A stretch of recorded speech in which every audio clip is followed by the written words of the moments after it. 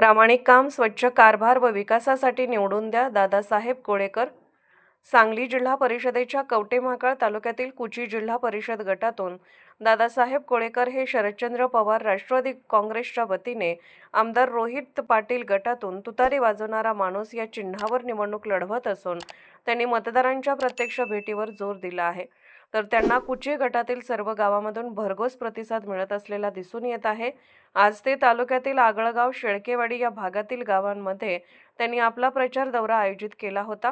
त्यावेळी ते मतदारांशी संवाद साधत होते। यावेळी त्यांनी जनतेच्या समस्या जाणून घेऊन त्या सोडवण्यासाठी कसोशीने प्रयत्न करू असे सांगून त्यांनी प्रामाणिक काम, स्वच्छ कारभार व गतिशील विकास करण्यासाठी निवडून देण्याचे मतदारांना भावनिक आवाहन केले आहे।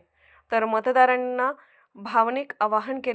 मतदारांनी देखील विजयाची माळ त्यांच्याच गळ्यात घालू असा यावेळी निर्धार व्यक्त केला आहे।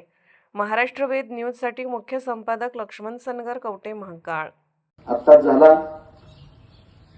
आणि आम्हाला येत्या 7 तारखेला तुम्ही तुतारी वाजवणारा माणूस या चिन्हासमोरील बटन दाबून चांगल्या मताधिक्याने निवडून द्याल अशी अपेक्षा आपल्याकडे करतो आणि थांबतो। जय हिंद, जय महाराष्ट्र।